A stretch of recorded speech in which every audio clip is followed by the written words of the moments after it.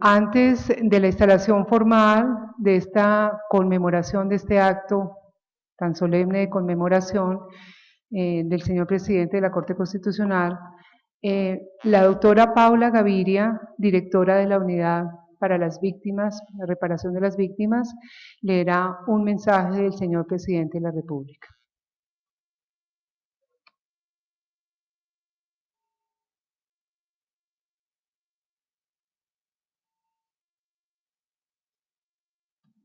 Honorable presidente de la Corte Constitucional, doctor Luis Ernesto Vargas, presidente de la Sala de Seguimiento de la Sentencia T025, magistrados de la Sala, doctora Gloria Estela y doctor Guerrero, víctimas, intervinientes, invitados especiales intervinientes, secretaria general, Lucía García, magistrada auxiliar, defensor del pueblo, delegado de la Contraloría, miembros de la Comisión de Seguimiento, director del Departamento de Prosperidad Social, señor presidente del Senado, director de la Unidad de Tierras, director del Centro de Memoria Histórica, bueno, y todos los invitados especiales a este homenaje y conmemoración, pues homenaje a la Corte y conmemoración de los 10 años de la sentencia T025. Hoy, hace 10 años, nuestra Corte Constitucional hizo historia al declarar la existencia de un estado de cosas inconstitucional respecto a la población en situación de desplazamiento. Y lo hizo con un objetivo que se ha transformado en un propósito nacional: movilizar la política pública hacia la protección y garantía de los derechos de los compatriotas que han padecido en carne propia y de la manera más cruel e injusta las consecuencias de la guerra.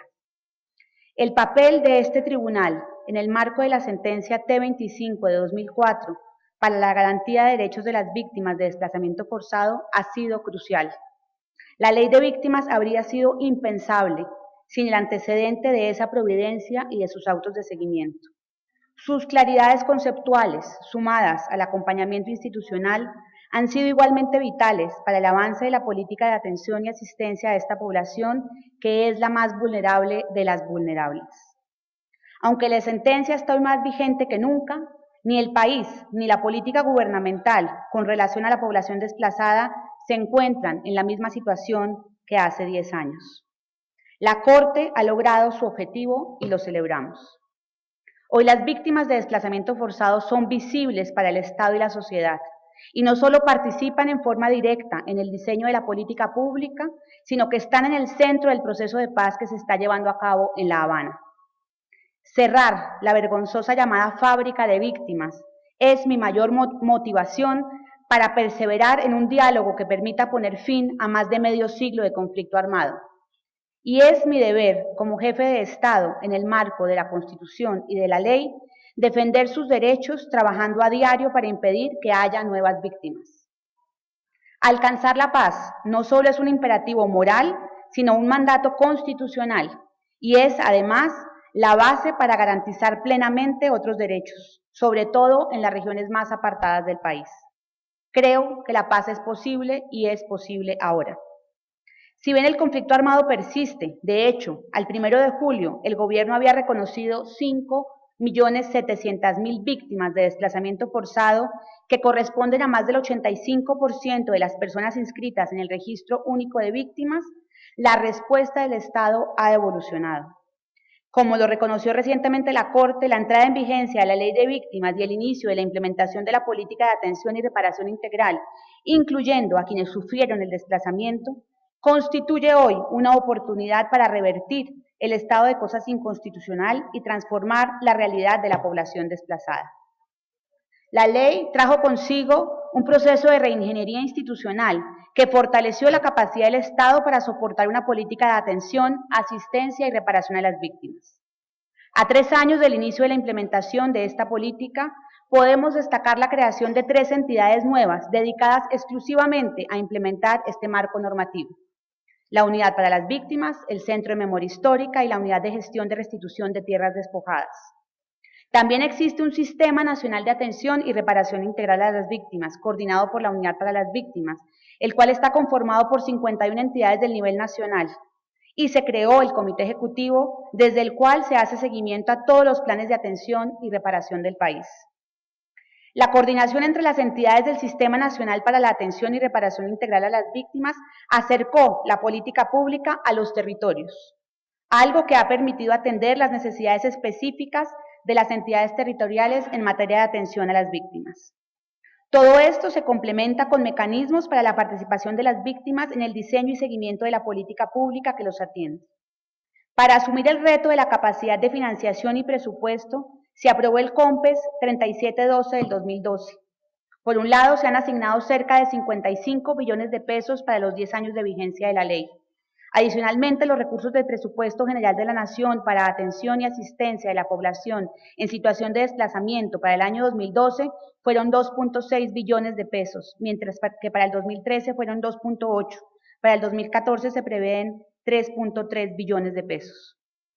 En lo que respecta a la consolidación del Registro Único de Víctimas, se han acogido los principios brindados por la Corte para orientar esa labor de identificación y caracterización de las víctimas del conflicto. Es importante destacar que se resolvieron de manera definitiva más de 300.000 solicitudes heredadas de las leyes 387 y 418 del 97 y del decreto 1290 del 2008. También se incrementó el número de declaraciones recibidas. De 2011 a 2012, el aumento fue cercano al 25%. Y en el 2013 continuó la tendencia con un incremento del 34%. La mayor parte de estas declaraciones contienen información de hechos ocurridos en años anteriores a la entrada en vigencia de la ley. Entendemos el seguimiento de la Corte Constitucional al cumplimiento de la sentencia T025 como un acompañamiento para un objetivo común. La Corte, el Gobierno y las víctimas somos aliados para alcanzar este objetivo de país. Los progresos ya se están viendo. Pasamos de la etapa de adecuación institucional a la implementación de las garantías a la población víctima del desplazamiento forzado. La implementación progresiva de medidas de atención, asistencia y reparación integral ha sido reportada en informes presentados por el Gobierno Nacional a la Corte Constitucional, al Congreso y a los organismos de control. Uno de los principales aportes de la Ley 1448 ha sido el reconocimiento del derecho a la reparación para la población desplazada. Este es un avance significativo respecto a la normatividad anterior que solo reconocía derechos a la protección, asistencia y estabilización socioeconómica. Es así como el pasado 22 de julio firmé el decreto 1377 del 2014, con el cual se reglamenta el acceso a la indemnización por parte de las víctimas de desplazamiento forzado, permitiendo que éstas accedan de forma gradual y progresiva durante la vigencia de la Ley de Víctimas. Este decreto se encuentra armonizado con el pronunciamiento de la Corte Constitucional a través de su sentencia de unificación 254 del 2013. Dicho pronunciamiento afianzó nuestra decisión de otorgar indemnización en dinero y de forma adicional a la oferta social del Estado, a los hogares desplazados, buscando así restituir los derechos que fueron vulnerados con ocasión del conflicto armado. Entre las acciones desarrolladas para garantizar este derecho, se ha dado continuidad y mejoramiento de las medidas reconocidas en la Ley 387 de 1997, pero se han implementado algunas que se otorgan a la población desplazada por primera vez en la historia del país, como lo es la indemnización administrativa y la restitución de tierras. Igualmente, la protección a víctimas amenazadas. Al 31 de mayo se había garantizado 7.539 medidas, una reforma de la política de asistencia humanitaria para garantizar la subsistencia mínima de la población en situación de desplazamiento, el fortalecimiento de la política de retornos y reubicaciones y la incorporación prioritaria de la población desplazada como beneficiaria de nuestro programa de vivienda gratuita. También hemos comenzado procesos de reparación colectiva con distintas poblaciones que sufrieron el desplazamiento forzado de sus habitantes, entre otros hechos victimizantes. Ejemplos como los de Chibolo o San Carlos constituyen claras muestras de las posibilidades de reconstrucción de vínculos y proyectos comunitarios de la población que fue forzada a desplazarse. Estamos ante una posibilidad real de lograr una transformación de fondo en favor de la población desplazada. Somos conscientes de que hay población que sigue teniendo problemas y que sigue siendo vulnerable. Nos estamos concentrando hoy en su atención. No obstante, es importante destacar el reconocimiento que ha hecho la Corte Constitucional sobre los avances progresivos que el Gobierno ha adelantado en desarrollo de la política para víctimas, en particular en el tratamiento a la población desplazada. La prioridad que les hemos dado a la política de atención, asistencia y reparación integral a las víctimas confirma nuestro propósito de garantizar sus derechos. La intención ya no es exclusiva de la Corte Constitucional, que en buena hora se echó al hombro este tema crucial, o de quienes ejercen vigilancia sobre la acción estatal. El gobierno ha asumido esta cruzada como propia y hoy Colombia enfrenta de manera colectiva y con grandes posibilidades de éxito no solo el desafío de la superación del estado de cosas inconstitucional, sino la construcción de una paz estable y duradera. Una paz que nos ayude a seguirle cumpliendo a las víctimas y desplazados del país, pero sobre todo que nos garantice que no haya más víctimas ni más desplazamiento. De ustedes, Juan Manuel Santos Calderón, presidente de la República de Colombia. A continuación, interviene el señor presidente de la Corte Constitucional y de la Sala Especial de Seguimiento a la sentencia T025-2004, doctor Luis Ernesto Vargas Silva. Buenas tardes. A nombre de la Corte Constitucional, queremos rogar el favor a los invitados especiales que nos acompañen aquí al estrado. En ese sentido, le rogamos el favor que nos acompañe al señor presidente del Congreso de la República, doctor José David Name, para que nos acompañe a la señora vicepresidenta segunda del del Senado de la República, doctora Teresita, el señor presidente de la Corte Suprema de Justicia, doctor Luis Gabriel Miranda, al señor defensor del pueblo, doctor Jorge Armando Talora Gómez,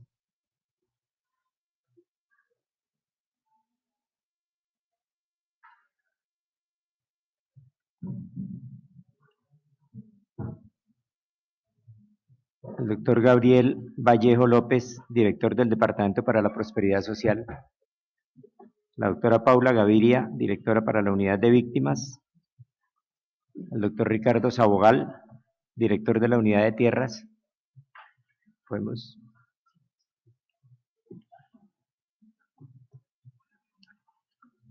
doctor Gonzalo Sánchez, director del Centro Nacional de Memoria Histórica,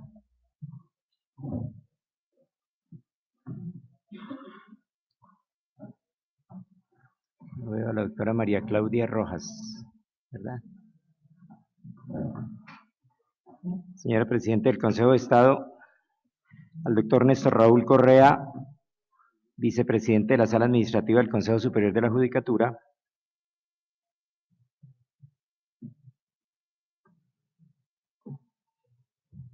y nos confirmaron su asistencia el señor Procurador y el señor Fiscal General de la Nación, el doctor Luis Alberto Higuera, Contralor Delegado de la Contraloría General de la República,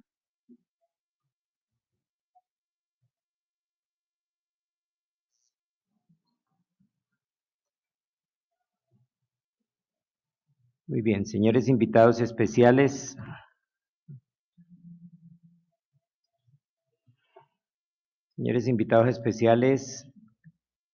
señores representantes de las víctimas del desplazamiento forzado, señores, tal vez el saludo más especial para la Comisión Especial de Seguimiento, profesor Rodrigo Primni, que es tal vez la persona en quien se conoce más el trabajo que ha desarrollado con ese formidable grupo de trabajo que se creó alrededor de la sentencia T025 como Comisión Especial de Seguimiento, con el profesor Luis Jorge Garay y profesor Marco Romero. El profesor, por favor, si nos pueden acompañar acá, Rodrigo, por favor. La idea es que las víctimas, cuando vayan a intervenir, puedan ver quiénes han hecho este trabajo tan denodado. Marcos, por favor, Luis Jorge. Qué pena con ustedes, pero vamos a sentarnos aquí en el lugar de los jueces el día de hoy. Profesor César Rodríguez Garavito.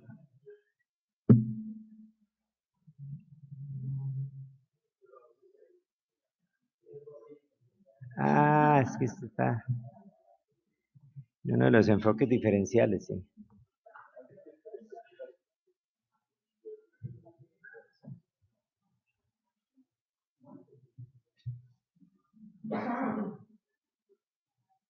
el profesor Andrés Celis, del ACNUR,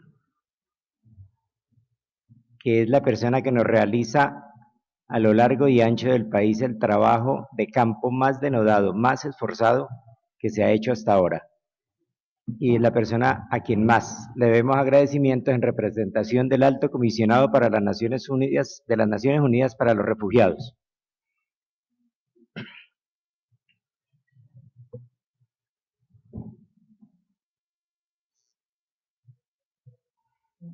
Muy bien. Ahora sí, buenas tardes, con la presencia de invitados especiales tan ilustres. Quiero decirles que 10 años después de haberse proferido la sentencia T025 de 2004, es muy importante resaltar que esta sentencia fue la que permitió, como lo dice el profesor César Rodríguez Garavito en una de sus grandes obras sobre cortes y cambios sociales, que la población desplazada fuera visibilizada ante el país. Y esto ha generado cambios positivos en la manera como se diseña y cómo se ejecuta la política pública en materia de protección a esta población desplazada, específicamente en relación con el bloqueo institucional que la Corte constató en el año 2004, y además con el compromiso presupuestal que esa crisis humanitaria de la magnitud que fue identificada por la Corte cuando hizo el análisis sobre 1.150 familias de población desplazada a lo largo y ancho del país como muestreo para la toma de esa decisión, que es lo que ha permitido su comprensión en términos de vulneración de los derechos humanos de millones y millones de mujeres y de hombres colombianos, como lo acaba de destacar la doctora Paula Gaviria.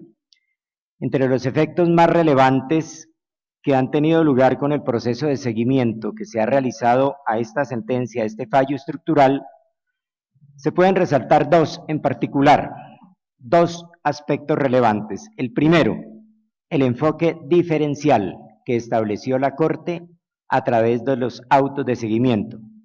Y el segundo, el concepto de goce efectivo de los derechos que merece la población desplazada.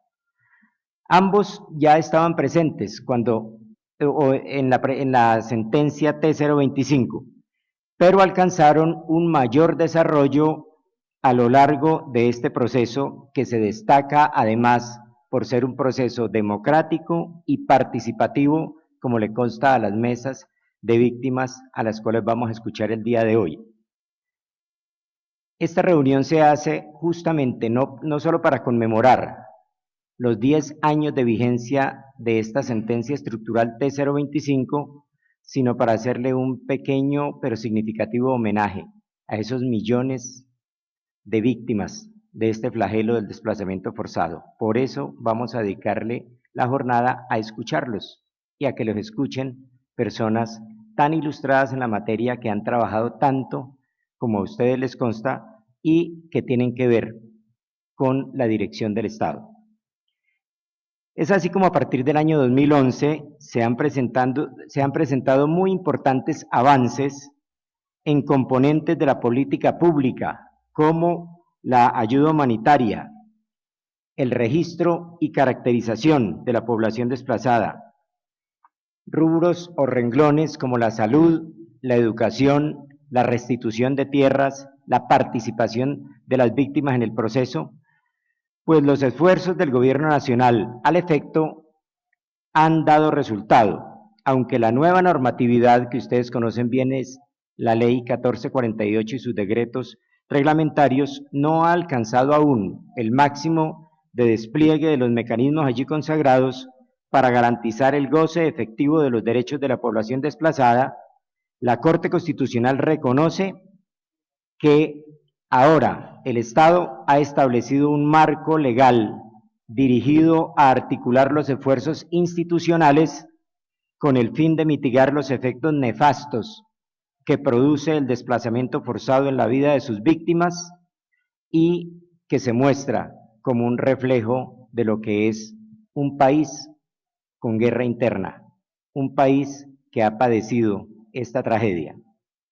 Sin embargo, hay que advertir también que componentes como la prevención y la protección, el retorno y la reubicación, la generación de ingresos, la vivienda y el manejo de los enfoques diferenciales, que son transversales a todos los elementos de la política pública, representan aún los rezagos más importantes, más grandes en términos de materialización de las medidas requeridas por la Corte para proteger los derechos de la población desplazada. En materia de enfoques diferenciales, como ustedes han podido advertir durante estos años, fundamentalmente durante los últimos 5 años, la Corte hizo un esfuerzo muy grande por visibilizar que aquí las políticas públicas distinguieran de manera nítida que no es lo mismo, no son las mismas medidas las que se requieren para atender a la población afrodescendiente que a las personas y a los pueblos indígenas, ni que las medidas que le corresponde tomar al gobierno para atender a estos dos grandes segmentos de la población desplazada que a los que se exigen para atender a personas con algún grado de discapacidad, a los niños, a las niñas y a los adolescentes y también a las mujeres víctimas de agresión sexual y de todos los vejámenes de que han sido víctimas. Pese a que se pueden relacionar diversas acciones enfocadas a acoger los lineamientos dados por esta corporación en sede de seguimiento a la sentencia T025, lo cierto es que aún no es posible mostrar resultados tangibles, palpables, evidentes, materiales, que permitan en el corto y mediano plazo constatar que el estado de cosas inconstitucional que declaró la Corte hace 10 años pueda ser levantado. En aspectos puntuales como los que he reseñado, todavía se encuentra el proceso en vías de ser superado. No obstante, contrario a lo que ocurría en el momento en que se dictó la sentencia en el año 2004, cuando se hizo esa declaratoria de estado de cosas inconstitucional, estos retos por alcanzar en los últimos años el gobierno los ha puesto en primer lugar de la agenda pública nacional. Y eso es muy importante, que el gobierno actual se haya percatado la enorme importancia que esto tiene y que haya puesto sobre el tamiz de discusión de las agendas públicas el derecho de tantas víctimas. Esto ya es un paso fundamental para lograr un proceso de reconciliación sostenible basado en la restauración de la dignidad, en la garantía y la satisfacción plena de los derechos de las víctimas y en la garantía de impedir que se presenten nuevas violaciones a sus derechos, pues el anhelo de todos es que este proceso contribuya a la consecución de una paz estable y duradera. Por todo lo anterior, como presidente de esta sala especial de seguimiento que en la actualidad conformamos con el doctor Luis Guillermo Guerrero, y qué pena haberlo mencionado antes, con la doctora Gloria Estela Ortiz, hemos convocado a esta reunión conmemorativa de los 10 años de la emisión de esa sentencia estructural, con el objetivo principal de rendirle un sentido homenaje a los millones de víctimas del flagelo del desplazamiento forzado en Colombia, para enaltecer su vocería en el proceso de seguimiento y para que confíen en que seguirán siendo escuchados y atendidos en lo posible por parte de la Corte Constitucional y por conducto de esta entidad por el Gobierno Nacional. Los invitamos entonces a escuchar a quienes hoy nos acompañan y han tenido el valor y la generosidad de venir a compartir sus experiencias de vida frente a personas que han estado comprometidas en el proceso de protección, el proceso de toma de medidas de protección a esa población desplazada. Bienvenidos entonces a la audiencia.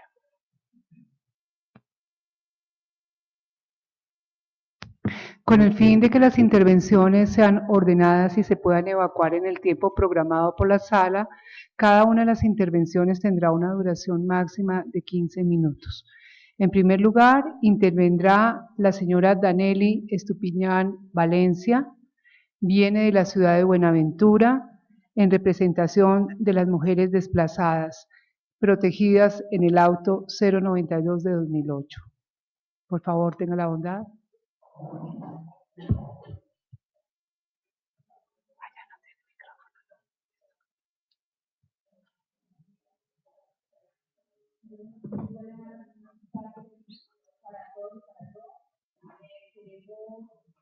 Exaltar esta invitación y este espacio que la Corte Constitucional ha habilitado para conmemorar los 10 años de la T025, y queremos también agradecerle a el ACNUR por la posibilidad que nos dio de estar aquí en el marco de este acompañamiento frecuente que viene haciendo a nuestras comunidades.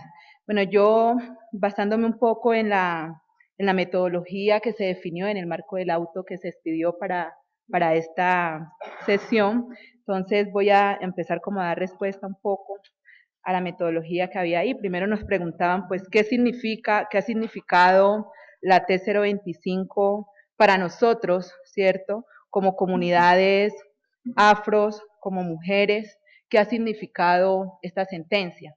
Bueno, primero queremos decir que para nosotros la declaración del estado de cosas inconstitucionales es el soporte de lo que las comunidades hace rato veníamos gritando a viva voz y que nadie quería escuchar, ¿sí? Veníamos denunciando de todas las formas habidas que la situación en Colombia se estaba agudizando, que la violación sistemática de los derechos colectivos estaba poniendo en riesgo la pervivencia de las comunidades negras y de las comunidades étnicas, y al parecer nadie escuchaba. Entonces queremos primero indicar que a partir de ahí lo vemos como la ratificación, ¿cierto?, de esos derechos colectivos de los cuales nosotros somos sujetos.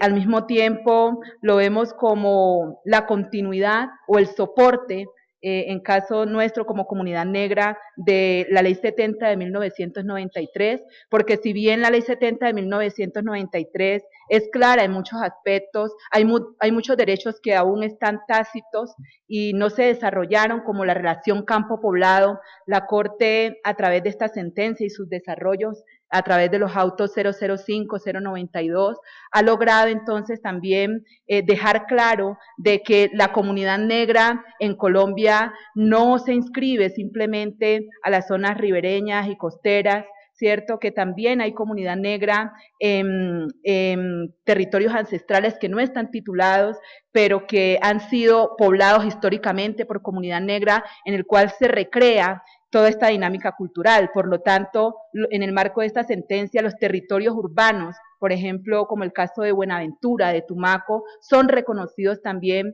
como territorios de grupos étnicos. Creemos que esto ha sido uno de los aportes más grandes que la sentencia ha hecho, puesto que se venía malinterpretando la Ley 70 de 1993, y en ese sentido, entonces, el gobierno ha venido implementando o tratando de cumplir con el desarrollo de los derechos colectivos simplemente en los territorios que tienen título, ¿ya? Y esto ha sido una limitación para el acceso a los derechos colectivos, entre otros.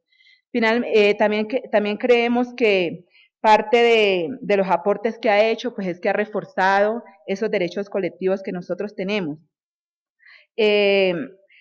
Por otro lado, esos son como frente a los aportes que la sentencia ha hecho para nosotros, pero también en el marco del auto 005, nosotros queremos plantear, antes de hablar del auto 092 de mujeres, que a pesar de los esfuerzos colectivos que las comunidades organizadas hemos venido haciendo para la implementación de estos dos autos, tanto el 05 como el 092, vemos que el panorama sigue igual y agudizándose, ¿sí? Agudizándose porque las órdenes que estos autos han emitido no han sido acatadas por el Estado.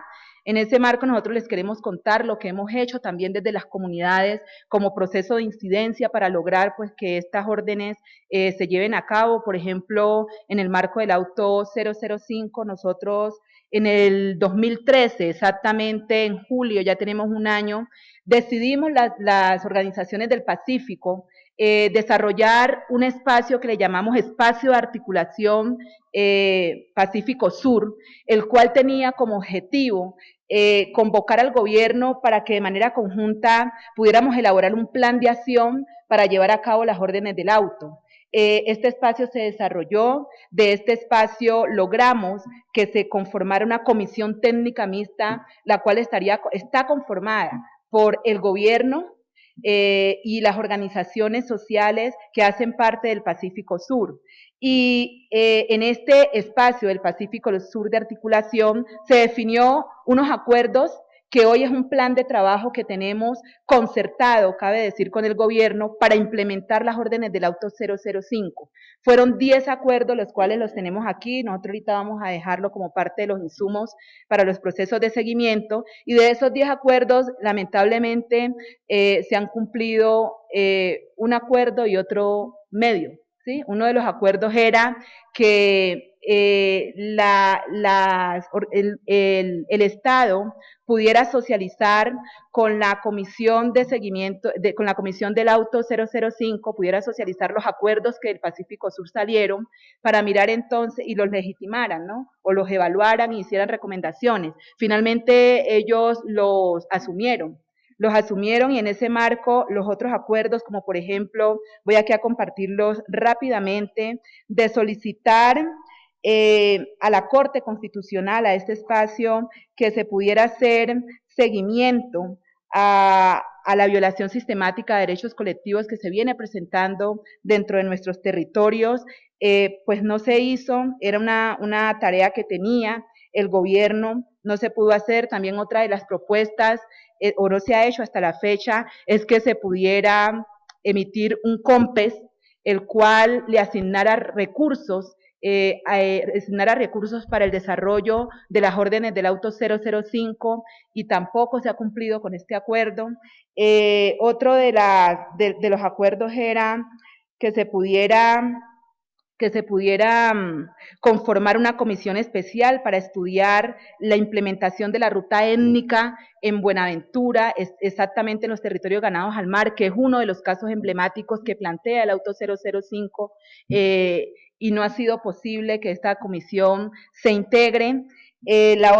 Otro de los acuerdos era que el Departamento para la Prosperidad Social pudiera habilitar un espacio con la estrategia IRACA para poder evaluar un poco y debatir frente a esta estrategia, porque nos dimos cuenta o nos sorprendimos en terreno de que la estrategia IRACA estaba implementando la orden de plan específico del auto 005 en Buenaventura, exactamente en el Anchicayá, en el Calima y en Córdoba, y para las comunidades era ajena. Nosotros no sabíamos que la estrategia IRACA respondía a esa orden del auto 005, se estaba haciendo pues de manera no estaba concertada, no era clara la intervención. Entonces las comunidades en una postura política paramos esta estrategia dentro de nuestros territorios y quedó en este evento del Pacífico Sur responsable el DPS de habilitar este espacio con la estrategia, y hasta el momento no ha sido posible, ¿ya?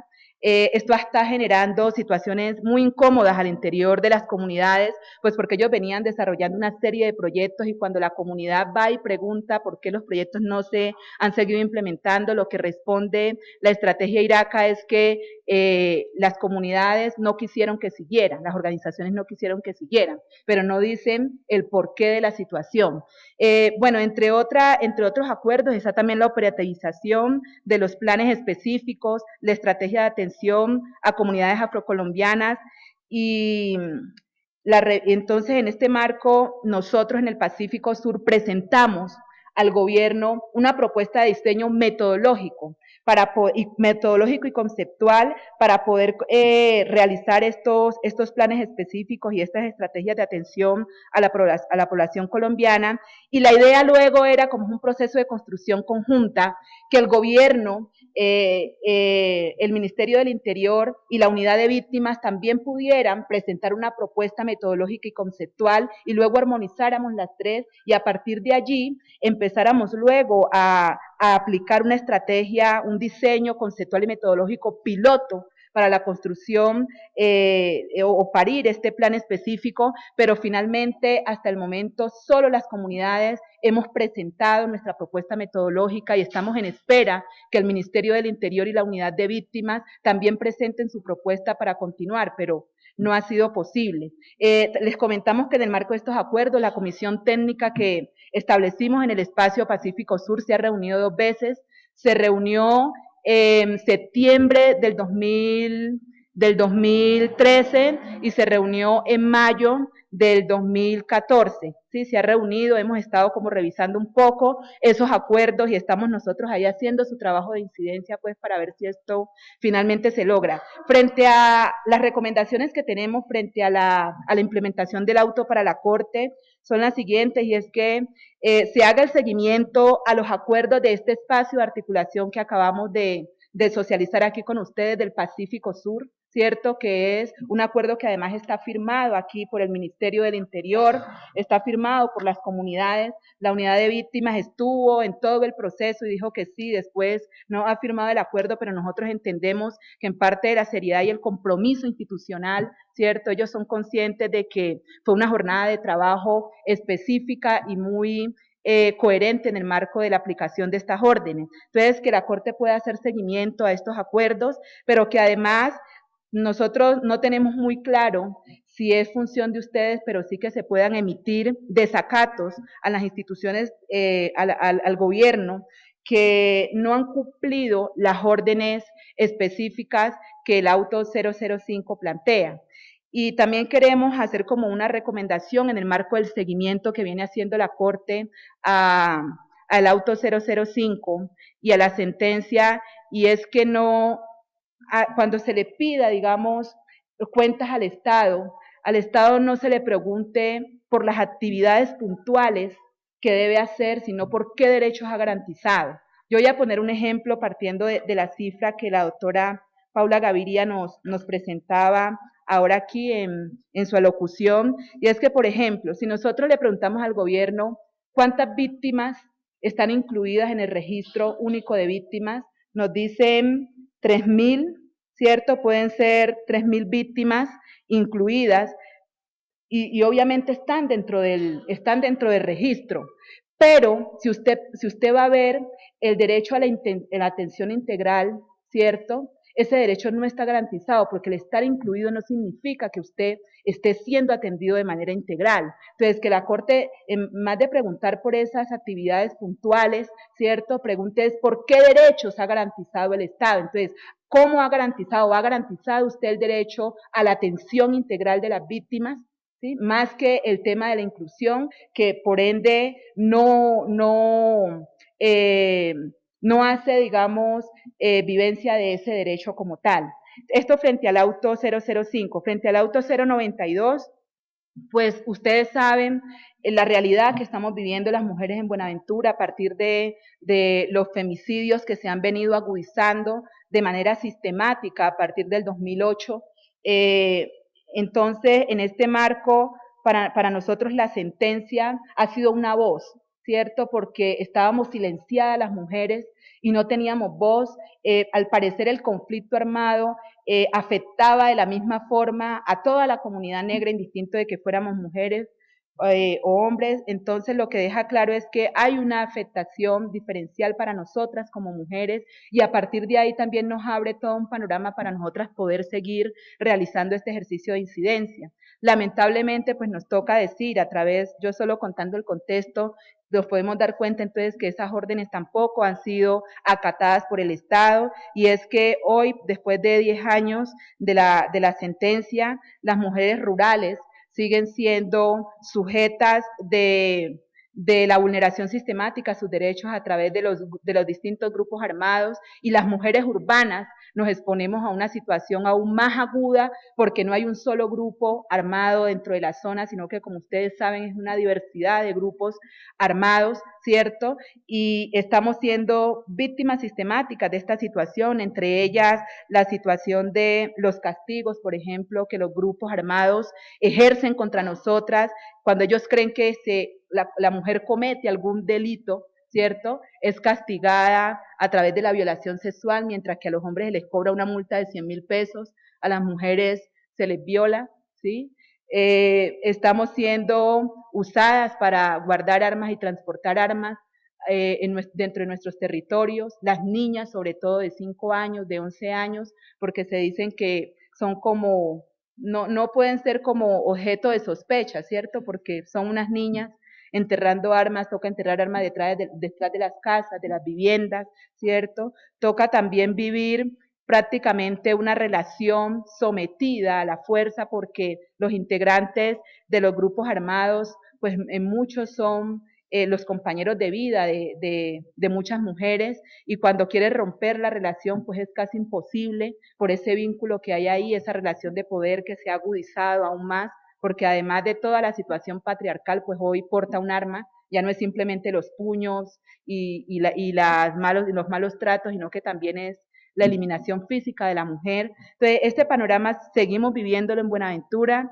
Nosotros creemos, una de las cifras es que, por ejemplo, en el 2013 se presentaron en todo el año 13 feminicidios, y para el 2014, en este primer semestre, se presentaron 14 en el 2013, y en este primer semestre del 2014 llevamos 13, ¿cierto? 13 más 13 violaciones sexuales, pero además también nos preocupa mucho uno de los diagnósticos de los informes de salud que ha dado el Departamento del Valle, es que los homicidios no, los suicidios han aumentado en Buenaventura. Hay muchas mujeres víctimas de violencia sexual que se están suicidando, y esto es por la no atención psicológica a tiempo, ¿ya?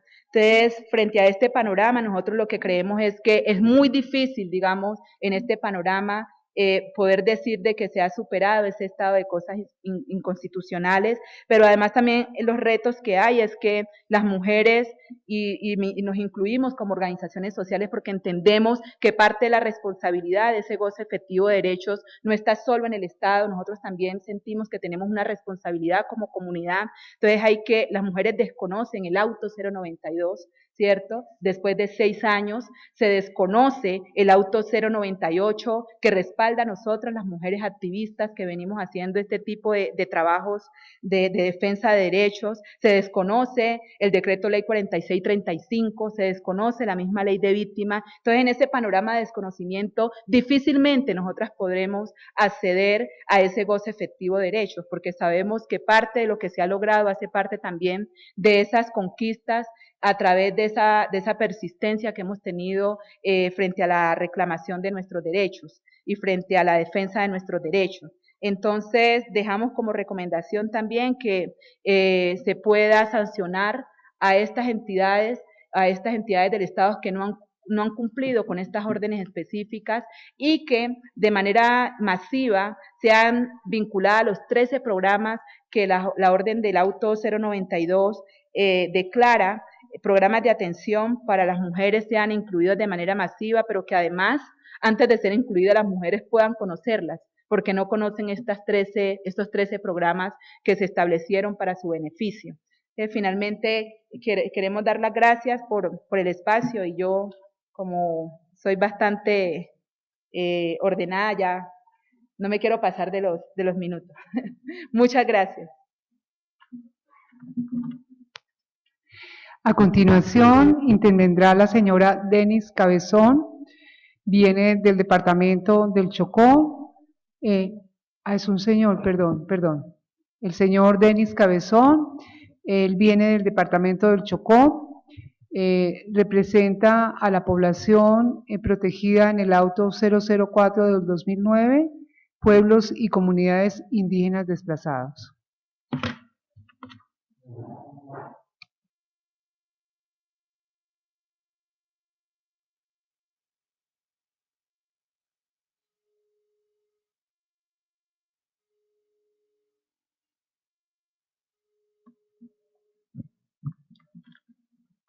Buenas tardes, honorable Corte Constitucional y demás asistentes.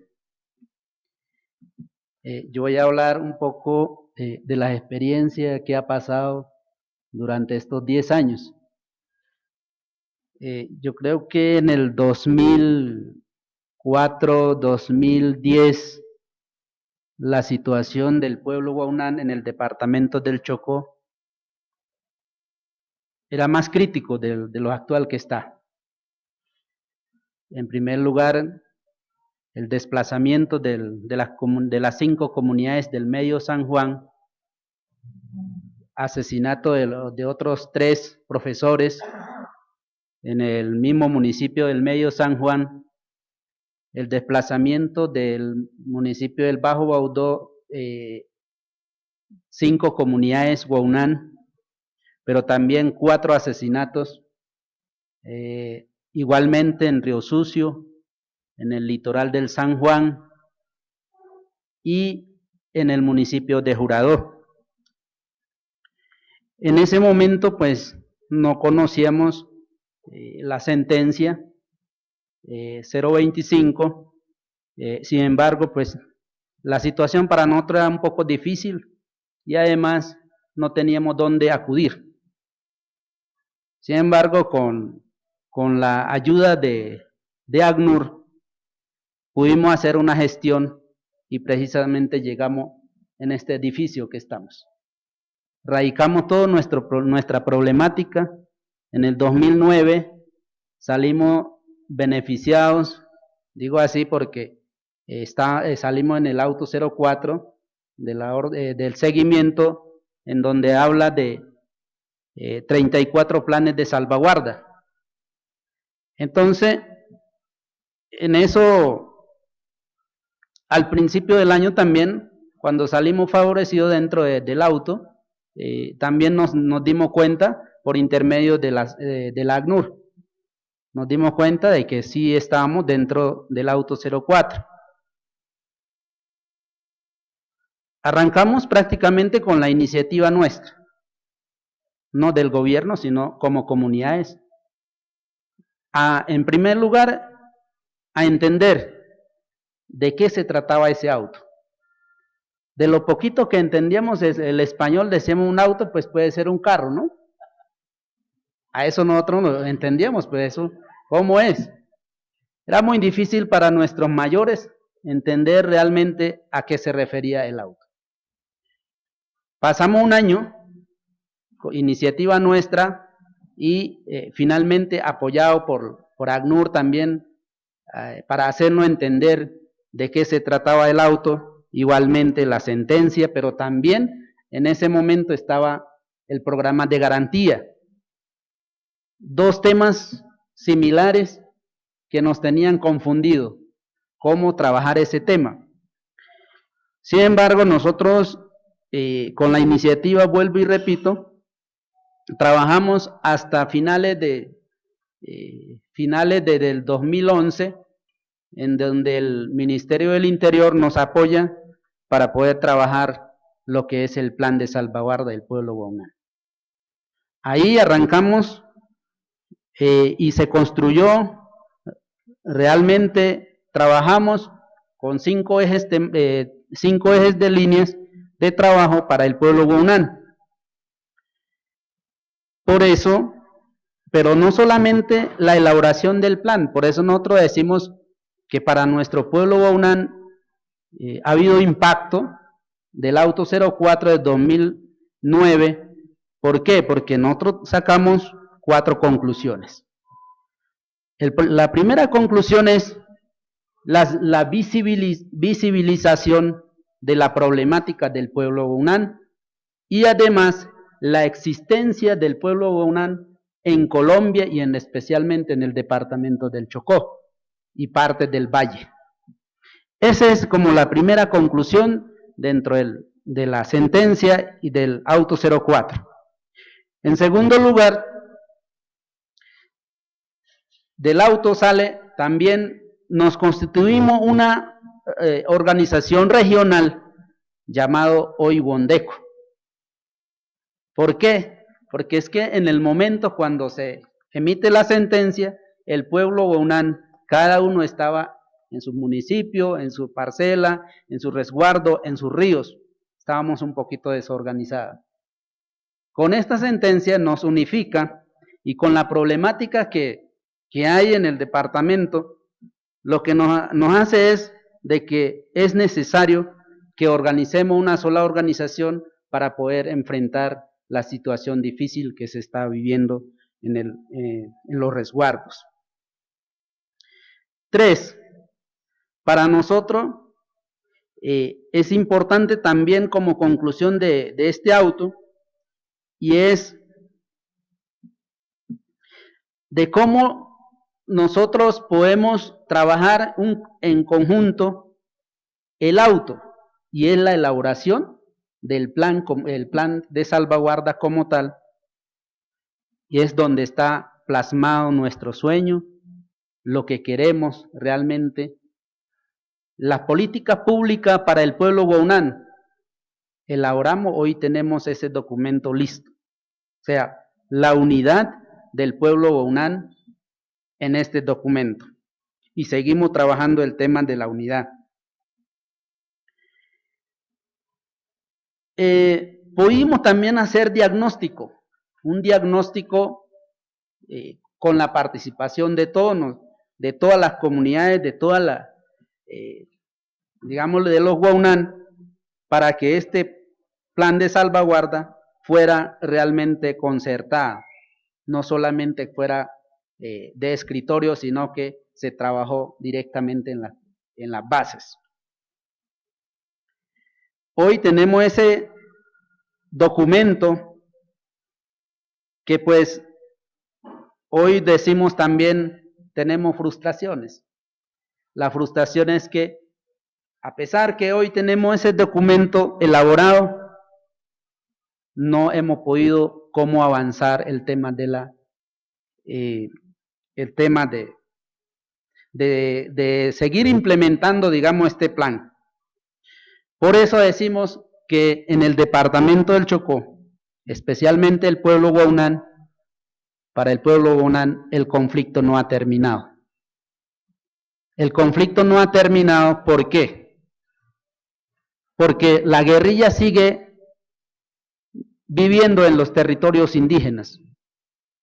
La guerrilla sigue violando a nuestras mujeres.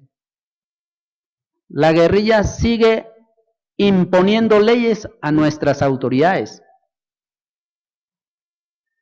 ¿Y qué decir de la aspersión con glifosato en los territorios indígenas? Por el cultivo ilícito. Pero es que no están fumigando el cultivo ilícito, sino que están fumigando son todo el tema de pancoger, los productos, los ríos, los peces. A eso es lo que están fumigando, entonces están muriendo. Hoy la situación de seguridad alimentaria es bastante preocupante. Y además, solo que nosotros también desde nuestro pueblo decimos, si en su momento la Corte Constitucional no hubiese proferido, seguramente el pueblo huaunán éramos escenarios de genocidio y de desaparición total. Agradecemos por eso a la Corte, agradecemos de todo corazón porque nos ha podido por lo menos parar un poco la situación que se vive en el departamento, especialmente en los resguardos indígenas, en los resguardos huaunán del departamento del Chocó.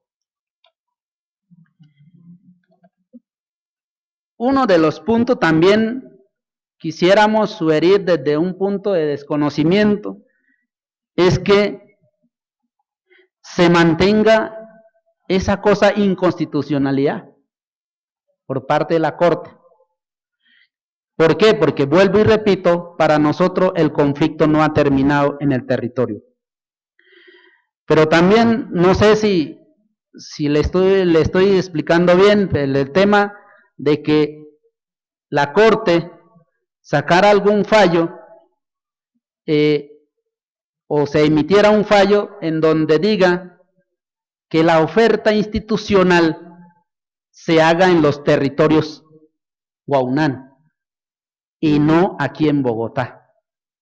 Porque ese es otro fenómeno que hoy empieza a aparecer desde el 2013. Los Guaunán se están desplazando todo para Bogotá. ¿Por qué? Por el tema de la oferta institucional. Hoy por eso queremos que la oferta institucional ojalá se dé en los territorios Guaunán. Personalmente me siento muy contento por un lado, porque realmente pudimos visibilizar la problemática, nos unificaron y seguimos trabajando por la unidad y que realmente nosotros esperamos algún día poderle decirle al gobierno muchas gracias también si se puede implementar el documento que hoy tenemos elaborado, que es el plan de salvaguarda. Que no nos sigan sacando más leyes y documentos por ahí, no, nosotros queremos es que, porque nuestro sueño está plasmado en ese documento. Hoy el gobierno ojalá nos dé, hay unas partidas para ustedes para que sus planes de salvaguarda pueda aplicar en su territorio. Eso sería realmente, estaríamos diciendo, estamos haciendo un trabajo para la prevención y protección de los territorios y el pueblo Guaunán. Y realmente yo creo que por parte nuestra, como pueblo, estamos muy agradecidos a la Corte por habernos visibilizado esta problemática, pero también, como dije, por evitar el genocidio del pueblo Guaunán, especialmente en el departamento del Chocó. Yo le agradezco, de todas maneras, muchas gracias a todos, yo dejaría hasta ahí.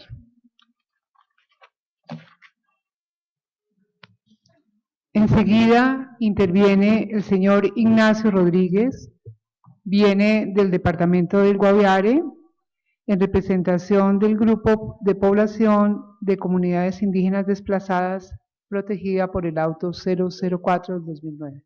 Por favor.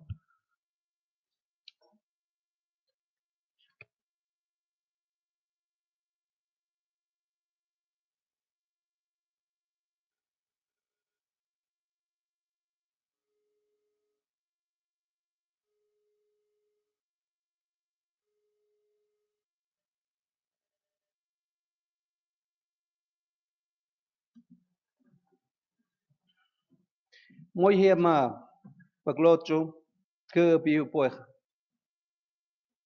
Muy buenas tardes para todos y para todas. Mi nombre es Ignacio Rodríguez, vengo del departamento del Guaviare. Ante que todos voy a leer una solicitud por parte de la etnia Jiu que han solicitado al Ministerio Interior. Dice: República de Colombia, Departamento del Guaviare. San José del Guaviare, 28 de julio de 2014. Señores, Honorable Corte Constitucional. Atentamente, doctor Luis Ernesto Vargas Silva, Presidente, Sala Especial de Seguimiento, Sentencia T025 de 2004. Bogotá, Distrito Capital. Asunto: participación en la audiencia conmemorativa de sentencia T025. En primer lugar, en nombre de las comunidades indígenas de Colombia y en especial del pueblo Jiu asentado en nuestro territorio de Mesa, Mete y Guaviare, manifestamos a la Honorable Corte Constitucional nuestro saludo y agradecimiento por la invitación a participar en este importante acto conmemorativo al celebrar los 10 años de trabajo y seguimiento a los requerimientos de la sentencia T025 a sus respectivos autos. Igualmente, un saludo para todas las instituciones del Estado y del Gobierno aquí presentes. Para nosotros, como parte de los pueblos indígenas, en un honor que un delegado de nuestra comunidad Jíu haya sido invitado a este acto para manifestar ante todos ustedes nuestra inquietud por los avances, retrocesos en la atención integral y garantías de derechos de las víctimas del desplazamiento forzados. En segundo lugar, queremos manifestar que la comunidad, por la Honorable Corte Constitucional, en beneficio de las comunidades indígenas que están en riesgo de desplazamiento, estamos desplazados y sufriendo física y culturalmente, la sentencia y los autos nos han servido, puesto que hemos conocido más nuestros derechos y lucho por ellos. Para nosotros, ha sido muy importante todo lo que la Corte ha querido a las instituciones del Estado y del Gobierno en la sentencia T025 desde el 2004, al igual que los autos. Por lo tanto, para las comunidades indígenas, el auto 004 de 2009, mediante el cual la Corte requirió a las instituciones la formulación, ejecución de los planes de salvaguarda, ha sido parte de la garantía de nuestros derechos por la desarticulación, desatención de las instituciones del Estado.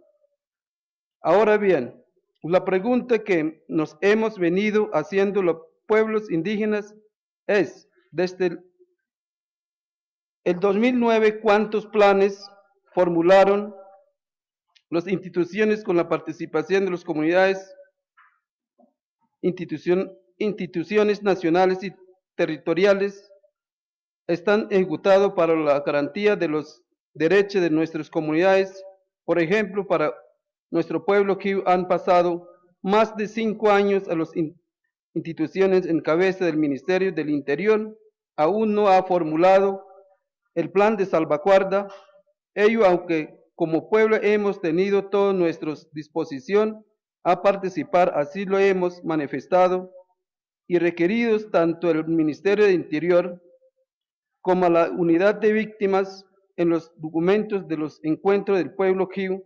Igualmente no se tuvo en cuenta el documento diagnóstico que para el plan en 2011 nos apoyó y acompañó los organismos del Grupo Suroriente para el plan de salvaguarda. Es por eso que nos preguntamos cuántos pueblos de las comunidades indígenas que forman parte del auto 004, ya que tiene formulado su plan de salvaguarda, y de estos, cuántos están ejecutados y cómo lo han mejorado las condiciones de vida desde lo que corresponde a territorio, cultura y costumbres con el enfoque diferencial. El Ministerio del Interior nos viene incumpliendo para el plan de salvaguarda. Preciso hoy 28 de julio, los delegados del Ministerio del Interior debían estar en Guaviare para retomar lo del plan de salvaguarda, pero nuevamente nos incumplió y nos comunicó, por lo que la fecha se cambió para septiembre. Entonces, ¿cuántos pueblos indígenas de Colombia también les estarán incumpliendo? Ahora, ante la falta del plan de salvaguarda, la Corte Constitucional expide en favor de los pueblos indígenas, NUCAC, el auto 173 de 2012, donde entre una de las órdenes, los dos de la Corte, requirió se formule y ejecute un plan provisional urgente de reacción y contingencia para garantizar la previvencia física y cultural de nuestras comunidades. Ello está tanto. Se formula y ejecutan los planes de salvaguarda. En estos autos 173 vemos que si bien ha habido una mejor coordinación y trabajo institucional. No todo se está cumpliendo. Desde el goce efectivo de los derechos y en los tiempos previstos, por lo cual vemos que la Corte y los organismos acompañantes, como la Defensoría del Pueblo, ABNUR, Pastoral Social, con los hermanos lauritas, siguen persistido en favor de las comunidades indígenas, llevado a la Honorable Corte a un auto 196 de 2014. En tercer lugar, como pueblo Kivu, también vemos la crítica situación de los demás pueblos hermanos que forman parte de los autos. Nasa, Guauna, Guayú, Ibnú, Magaguán, Awa, Nucac, Embera, así como los Iguani. Por lo tanto, como delegado manifestamos, exigimos de las instituciones del gobierno nacional y territorial el cumplimiento de cada una de las órdenes de la sentencia T025 de los autos, en lo que corresponde a cada pueblo hermano.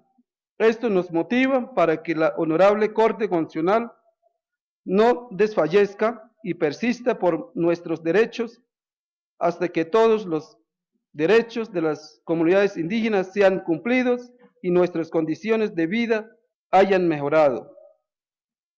Por lo último, aprovecho para manifestar que nuestro pueblo Jiu sigue teniendo limitantes en la garantía de nuestros territorios en cuanto a saneamiento, ampliaciones, titulaciones de resguardos y la devolución de territorios ancestrales, asimismo los limitantes de ingreso a registro de víctimas como sujetos colectivos, las limitantes en los servicios de salud y falta de garantía de la salud propia, la falta de agua potable para todos los asentamientos y resguardos, las cercanías de vivienda digna con enfoque diferencial en los asentamientos y resguardos, la falta de seguridad alimentaria y productiva desde los usos y costumbres de nuestra comunidad, la falta del plan currículos etnoeducativos debidamente concertados con todo el pueblo Jiu ubicado en Mete y Guaviare,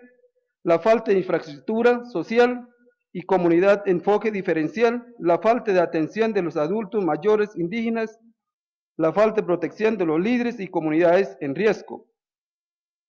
Es por eso que resaltamos que la Corte esté pronunciando ante las instituciones para la reubicación con todas las garantías para nuestros hermanos ubicados en los asentamientos de Quiquilandia y Zaragoza, y requerimos que el señor alcalde municipio de Mapiripán, Meta, cumpla con sus obligaciones para reubicación definitivos y no coloque las trabas al pueblo que asentados a las Zaragozas para constitución del resguardos. Muchísimas gracias a todos y a todos en nombre de los pueblos indígenas de Colombia. Gracias. Y quiero entregar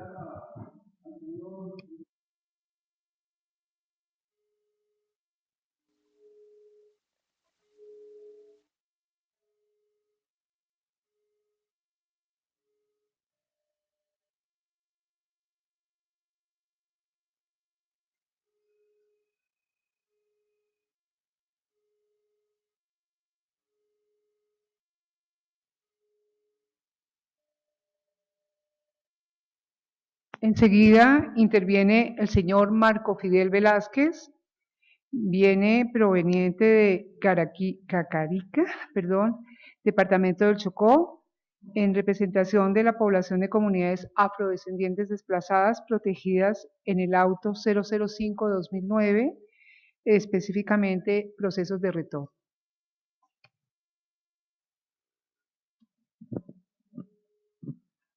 Muy buenas tardes. Mi nombre es Marco Fidel Velasco, vengo de la cuenca del río Cacarica, de la organización Cabida. Pues voy a decirles también que ahorita hago parte de COMPAS, son comunidades construyendo paz en los territorios, y es una organización que agrupa 115 organizaciones en diversas partes del país o en diversos lugares. En primer momento, la Zona Humanitaria en Esperanza de la Organización Cabida agradece a la Corte Constitucional por su trabajo. Creemos que es muy importante sobre esta reflexión que nos colocan a hacer sobre el auto 05 del 2004. Pero también queremos agradecer a otras entidades que están acá presentes y que en su momento fueron muy importantes para nuestra organización y precisamente para el retorno, como el caso de ANUR, Defensoría del Pueblo, el mismo Ministerio del Interior en su momento, Christian Aid, bueno, muchas organizaciones que no las numero a todas porque pues se me va el tiempo allí.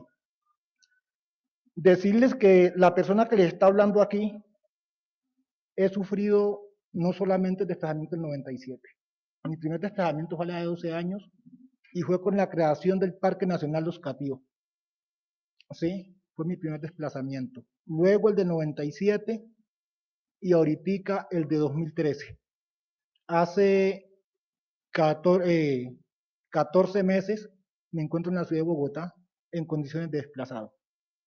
Pero no por ello, pues, dejo de seguir luchando por las comunidades y por lo que realmente me gusta hacer y en lo que puedo aportar para el beneficio de ellas. Nosotros creemos que si bien han salido una cantidad de autos, decretos, no están faltos de argumentos para que la población afro, indígenas, mestizos, es decir, toda la población desplazada, pudiera gozar de unos beneficios más concretos, ¿sí? Pero el problema aquí no es de documento ni quién diseñe propuestas para la atención a esta comunidad. Es la falta de ejecución real de las entidades que les corresponde cada actividad. Hay desatención en salud, ya lo mencionaron algunos compañeros, en la educación, bueno, casi en todo es mejor dicho, es en todo. Y yo vengo de una experiencia donde mi compañera tiene 15 años de venir como promotora de la comunidad, ya que es una comunidad que es muy alejada de las cabeceras municipales y no ha sido jamás contratada. 17 años trabajando voluntariamente para la comunidad, pero casi el beneficio del gobierno, que debiera haber sido contratada. Nosotros hemos venido haciendo propuestas de reparación, hemos venido haciendo propuestas de buscar realmente ese enfoque diferencial que según lo que emite la Corte que debiera de contemplar o de beneficiar a las comunidades desplazadas. Pero en sí nosotros ese enfoque diferencial no sabemos cómo es o no lo entendemos. Cuando del año 1997 al 2000 que retornamos, han habido no se sabe cuántos desplazamientos selectivos de personas por amenaza de las comunidades. Han habido niños que han fallecido por falta de una atención médica. ¿Sí? Hay mujeres que han, decimos nosotros en términos vulgares, mal parido por falta de una atención médica. Entonces no se entiende el enfoque diferencial hacia dónde apunta. ¿Es diferencial para desatender o es diferencial para atender? Y es de los pocos casos que conocemos.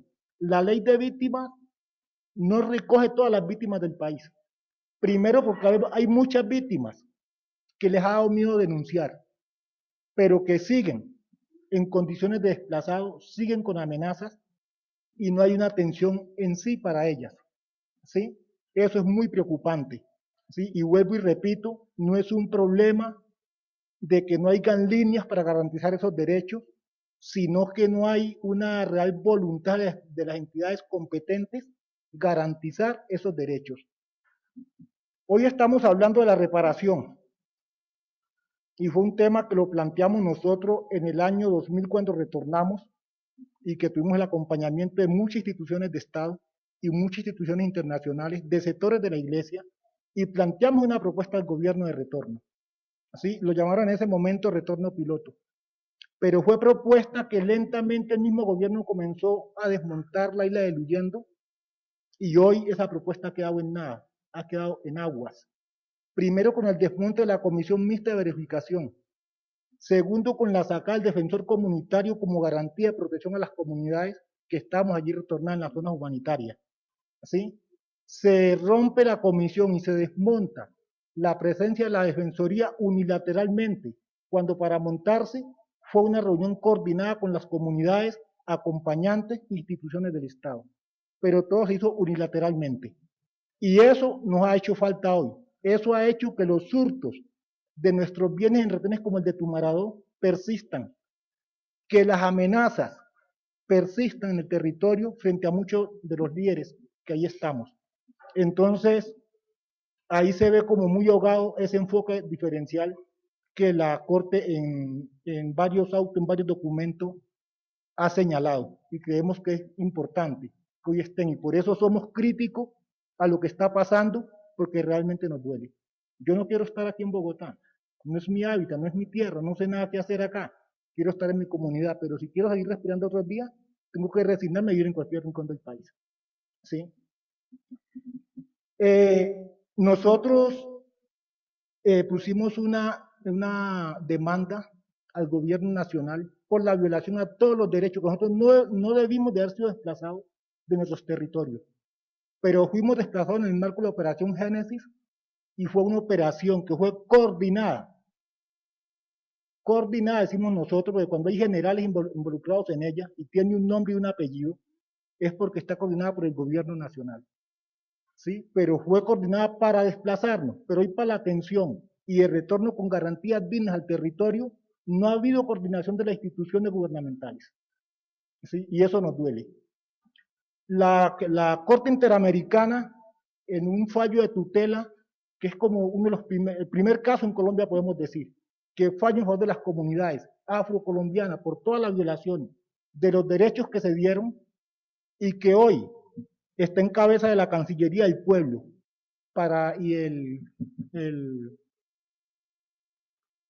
la unidad de víctimas para la reparación. No hemos sido citados a una reunión para concertar, porque nosotros ya estamos cansados de que nos impongan las cosas. Creemos que ya estamos grandecitos y tenemos capacidad también de diseñar propuestas de cómo queremos vivir de acuerdo a todo lo que se nos ha destruido y cómo debe ser esa reparación. A nosotros no nos sirve una indemnización o una reparación económica cuando no hayan las garantías para estar en el territorio.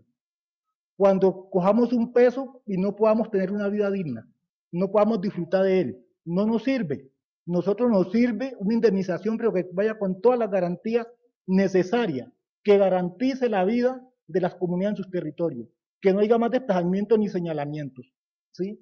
Pero nos duele cuando mismos funcionarios públicos y que hoy van ascendiendo a cargo han señalado personas, y en este caso mi persona, como la doctora María Fernanda Cabal y el señor Darío Blandón, ¿sí? Y que las autoridades competentes de hacer investigaciones frente a estos hechos, a pesar que lo hemos dicho en reuniones de medida, se los he planteado, y hasta hoy no ha habido la posibilidad de que se haga claridad sobre esos falsos señalamientos que ellos hacen a mi persona. Nos duele que la fuerza pública en los territorios, que están para proteger las comunidades, ¿sí? Que eso fue lo que nosotros solicitamos cuando el retorno, y lo planteamos perimetralmente, no dentro de la población civil, porque nos convertirían en objetivo militar, ¿sí? Entonces, esa fuerza hoy quiere vivir dentro de las zonas humanitarias, pero no solamente eso, sino que es que también se nos hurtan nuestros bienes y sin posibilidad de reclamo. Y es conocimiento de la Defensoría del Pueblo, es conocimiento de la Fiscalía, es conocimiento de la Procuraduría General de la Nación, porque se les ha planteado los diversos daños que han hecho en las comunidades y que deben de repararlo, porque nosotros no tenemos sueldo. Nosotros sobrevivimos de nuestros brazos, con lo que trabajamos.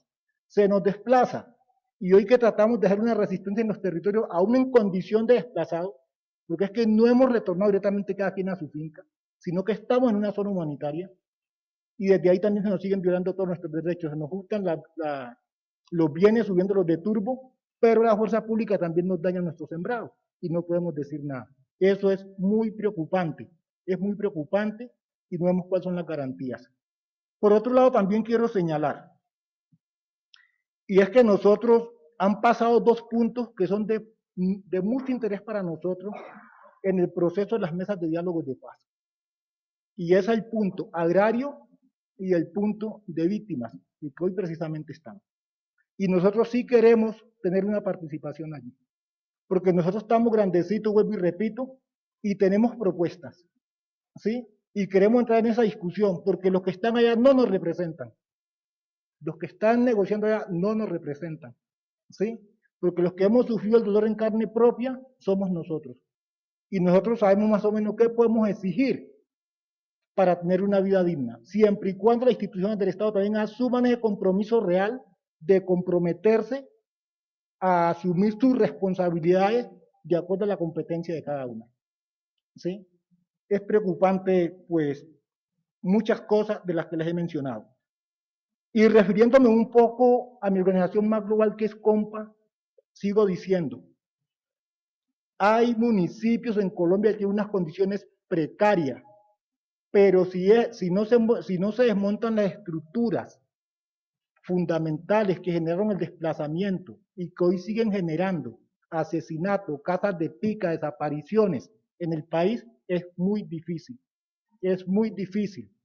¿sí? Y de esa manera creo que va a ser imposible construir paz, porque un pueblo que lo estén picando, que lo estén matando, que lo estén desplazando, que esté con hambre, sin educación, sin salud, es imposible que tenga paz. Y la paz no es la dejación de las armas. La paz creo que se logra a partir de una propuesta social que todos tengamos derecho de opinar, de hacer, ¿sí? Pero si esos espacios se marginan, es imposible porque hay un pueblo inconforme, lleno de muchas inconformidades. Y habemos personas que, aunque no seamos preparados académicamente, sentimos el dolor, nos hace quejar y si nos quejamos hablamos. Es como eso. Por último, quiero terminar diciendo de que el caso Buenaventura, de Río del Puente Los Nayeros, que es un barrio que es constituido casi el 70% por población que fue desplazada de Río Naya y que hoy está en la situación que esté, y que ellos han construido un barrio en una cuestión que llaman tierra robada al mar, y que porque hoy quieren hacer el malecón de Buenaventura tenga la gente que desplazarse de allí, y eso sea objeto de que los estén picando por defender unos derechos de un terreno que les ha costado sudor, ¿sí? Construir eso, y que no haya una voluntad política del gobierno municipal, y creo que mucho menos del nacional, para proteger en sí a esas familias que están allí, y que no se sigan cometiendo los abusos, la cantidad de desplazados que hay del barrio aquí en Bogotá y en otras partes del país. ¿Qué hacemos para detener eso? ¿Sí? Y no es porque, vuelvo y digo, no es porque no hayan leyes que estén implementando los mecanismos de esa protección, es porque no hay instituciones competentes de poder garantizar esas recomendaciones que muy bien ha hecho la Corte y muchas entidades del gobierno, como en su momento la misma Defensoría del Pueblo. Son cosas que son muy preocupantes. Creo que el tiempo se me termina, quisiera seguir explicando muchas cositas más, pero afortunadamente el tiempo es corto. Pero sí quiero dejar al presidente de la Corte un breve documento acá y queremos que ojalá sea estudiado, que es nuestra propuesta, ¿sí? Para reparación, y queremos que la estudien, la miren y nos den una respuesta, que no sea una propuesta más en silencio. Muchas gracias.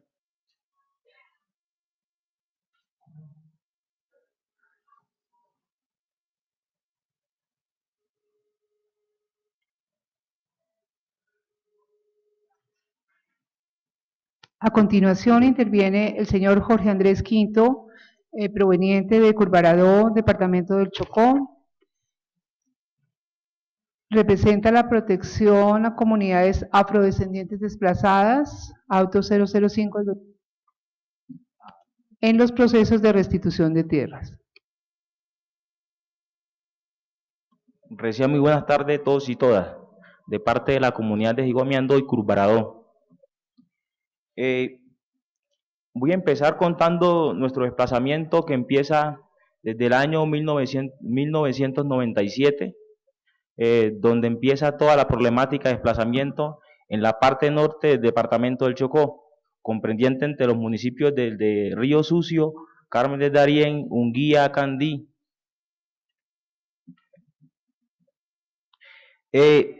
Después regresamos a nuestro territorio, la mayor parte de la gente después de estar disperso en todo el país en el año 1998, es un regreso al territorio voluntario, donde empezamos un proceso de resistencia civil. Todos los consejos, ahí ingresamos solamente como comunidades de paz, no como, dentro de ese proceso se gesta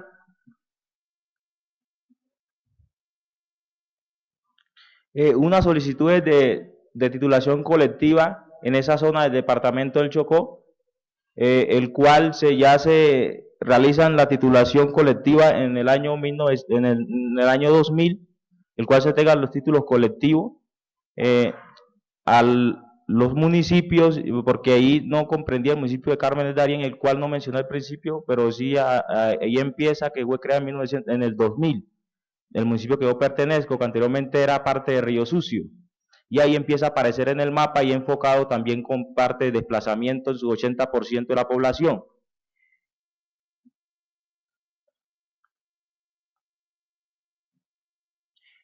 La titulación colectiva de Cruz Barahona y Guamiandó son aproximadamente 96.000 hectáreas. Estamos en la parte norte del Chocó, es del municipio Carmen del Darién. En la parte occidente del municipio están esos dos consejos comunitarios. Dentro del lazo del 2000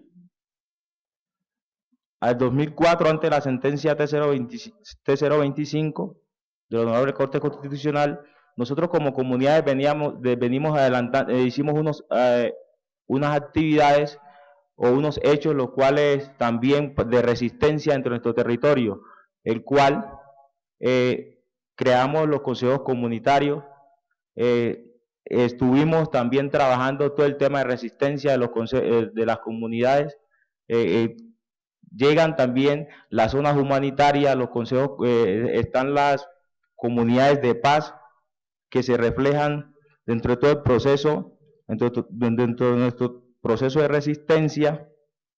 La sentencia T025 es como un foco de aliento a nuestro proceso, es como vislumbrar, solamente estábamos nosotros como comunidades en proceso de resistencia, ya la Corte nos vislumbra, empezamos a trabajar sobre la sentencia, pero más allá se avanza cuando sale el auto 05, ya en ese lapso del año 2004 al 2009, nosotros como comunidades hicimos unas tutelas la cual demandando al gobierno por el tema de despojo, tanto Cruz Barahona y Guamiandó en el contencioso administrativo de Quibdó, demandamos al Estado por las causas la cual entraron los empresarios usurpando nuestros territorios, el cual diseñamos y enmarcamos cada uno de los habitantes de mala fe que están dentro de estos territorios, localizados con nombres propios y todo. Adicionalmente, del auto 05, se vienen trabajando en nuestras comunidades todos los autos de seguimiento, como el auto del 18 de mayo, que realmente señala el tema de restitución de tierra, el cual viene enmarcado la caracterización de nuestro territorio jurídico, social y económico y un plan de prevención y una orden del censo de las comunidades pertenecientes a los dos consejos comunitarios. Allí se ha avanzado bastante frente a ese tema con el Ministerio del Interior y esencialmente se ha avanzado también con el interés que ha tenido también la Defensoría del Pueblo y ANUR y todas las instituciones que lo han venido acompañando frente a esas órdenes. Pero también hay sus vacíos, los cuales más adelante voy a comentar. En la caracterización del territorio jurídico y social son dos actividades, la una le toca el INCODER, la cual ha avanzado, pero consideramos que se debe avanzar más allá de lo que han hecho. Se han identificado los predios, se han identificado también los poseedores de mala fe y también todas las personas que han venido, que son habitantes de mala fe, y también los colonizadores que han surgido dentro del proceso.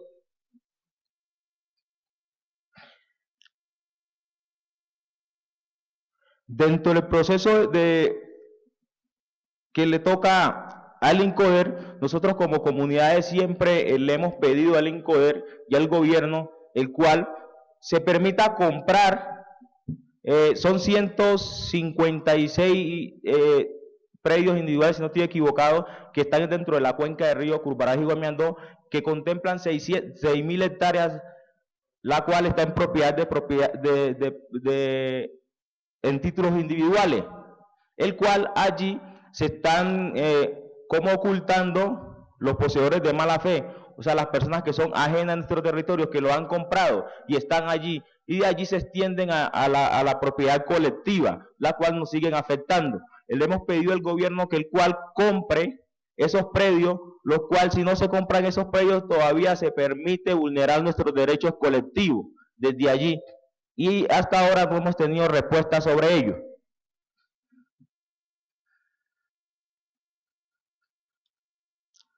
También en el proceso del censo se ha adelantado, ambas comunidades ya han realizado el censo, tanto Curvaraj como Guamiandó, se han identificado posibles verdaderos dueños y también habitantes de buena fe dentro del territorio, y también habitantes de mala fe, porque en el proceso que adelanta el INCODER también identificaba invasiones de pueblos que se venían construyendo alrededor del desplazamiento forzado que surgimos en nuestras comunidades, donde entraban los empresarios, constituían su empresa, tradicionalmente traían gente foránea de otras partes y formaban pueblos, y todavía persisten en nuestra comunidad, todavía están dentro de las cuencas de Guamiandó y Curvaraj.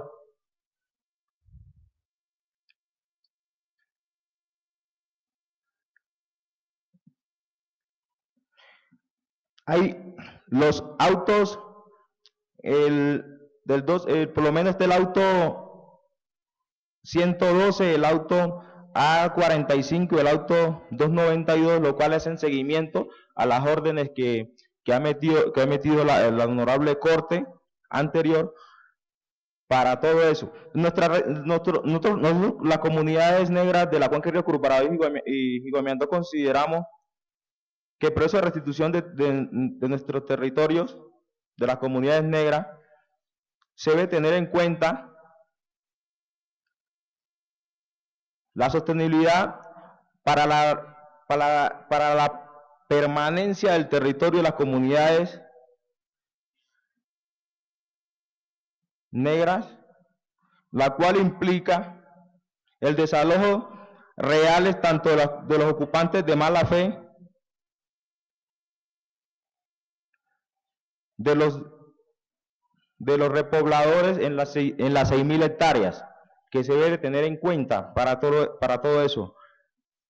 Se debe hacer un seguimiento de los desalojos constantes, porque se han hecho unos desalojos en nuestro territorio colectivo, pero a pasar de un mes que va el inspectorado del Ministerio del Interior, a los 2 meses ya nuevamente están las mismas personas, regresan nuevamente los habitantes de mala fe a esos territorios.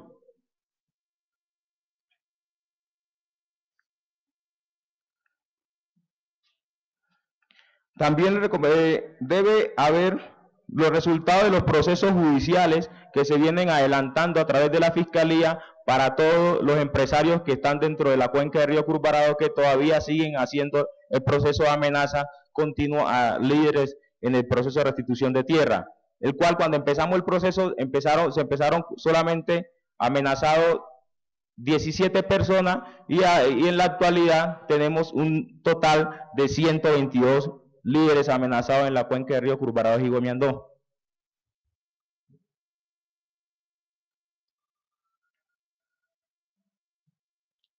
Formular un plan de retorno concertado con las comunidades,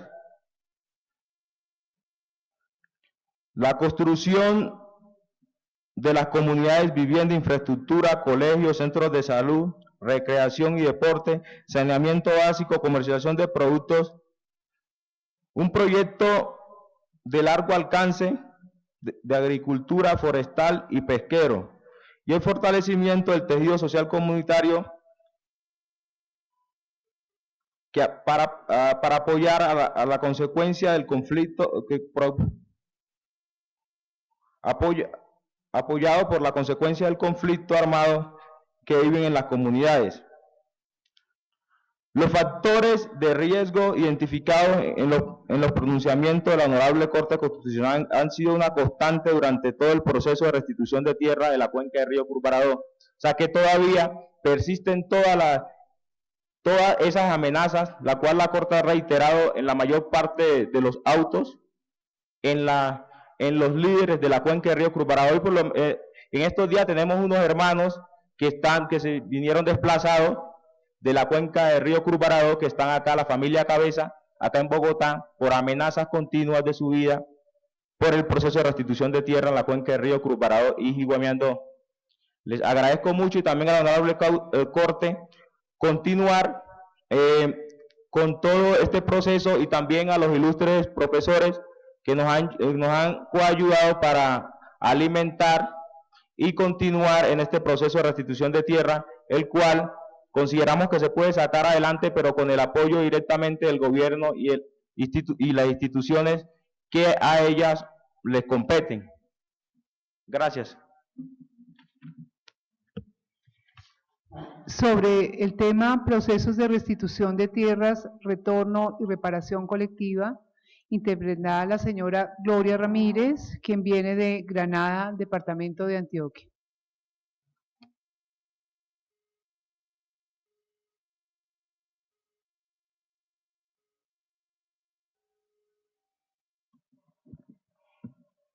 Muy buenas tardes.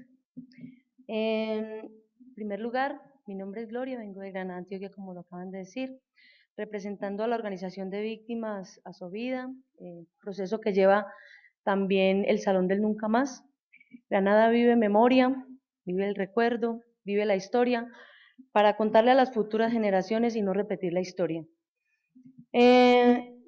Obviamente, pues, también hablando del territorio antioqueño, porque efectivamente no somos solo municipio, ni solo región, sino un país que está padeciendo los horrores todavía de una guerra que no hemos podido superar. De pronto decirles que no ha sido fácil trabajar con las organizaciones de víctimas o con la gente víctima estando todavía en conflicto. Sabemos perfectamente que estamos en el ojo todavía de los victimarios, que no están de acuerdo para nada con lo que estamos haciendo, con el rescate de nuestros derechos. Como lo decían en la presentación, pues restitución de tierras en Granada no tenemos mucho, porque la verdad, cuando la gente se desplazó del municipio, hubo una protección generalizada de él, y pues no sé si por esta razón o porque no fue apetecido el territorio para de pronto apropiarse de él, no tenemos tanta potencialidad pues como de restitución de tierras, hay unas pocas, pero no es como por apropiación de los actores armados, es más como de parte de multinacionales que han querido pues de pronto entrar con el tema de microcentrales y de pronto un poco la minería pues en algunas veredas de ahí.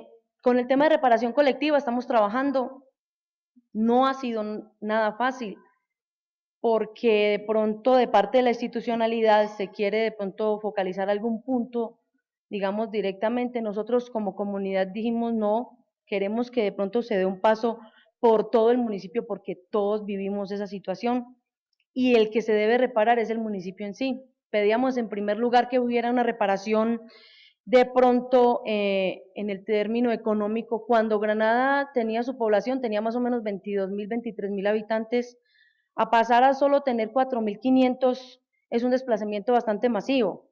Granada nadie quedó pagando impuestos y Granada iba a desaparecer del mapa por esta situación. La famosa ley 617 nos cogió y nos dio 3 vueltas, no existíamos, digamos que el alcalde que entró en el 2012 no tenía cómo sustentar el municipio y nos tocó nosotros, los mismos granadinos, recoger dinero en todo el país con las colonias que tenemos en él, para recoger 613 millones de pesos y poder pagar ley 617 y continuar como municipio y poder que le abrieran las puertas al alcalde en lo regional y en lo nacional.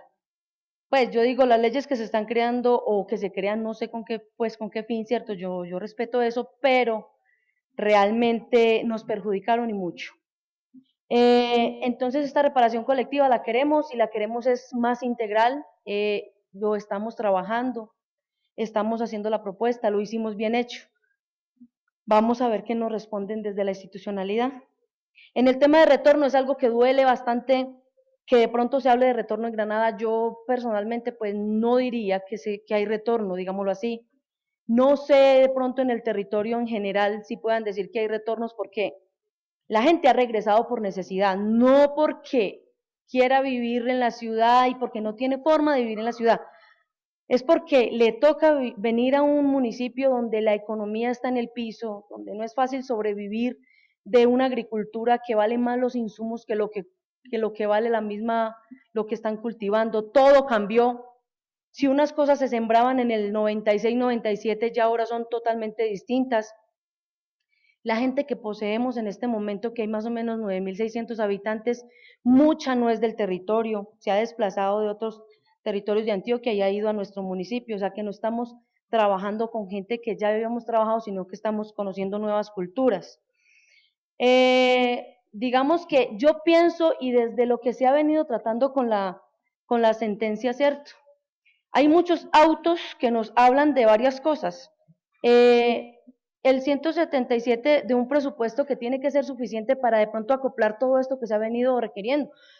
No es suficiente lo que se está dando. Sabemos perfectamente que hay esfuerzos por parte de las instituciones y del Estado por querer que todo esto salga bien, pero realmente no se ha hecho impacto en las comunidades. O sea, uno tiene que ser sincero y tiene que ser honesto. No puede venir a decir aquí que todo está muy bien cuando en la realidad no es así. O sea, valoramos y reconocemos que se está haciendo un esfuerzo, pero no sé si es que no es la manera, no es la forma como se están haciendo las cosas, que no permiten que las comunidades salgan de la situación que están viviendo. O sea, muchos dicen, bueno, nos van a dar una indemnización, y muchos van y compran una moto, o sea, no hay como un plan de vida que permita que estas personas logren superar esta situación que están viviendo con lo que están recibiendo, ¿sí? O sea, no hay, es como yo pongo el ejemplo en todos los lugares. Si yo voy al doctor y el doctor no me revisa como me tiene que revisar, me manda algo y me dice, tomes esto, de pronto con esto se alivia.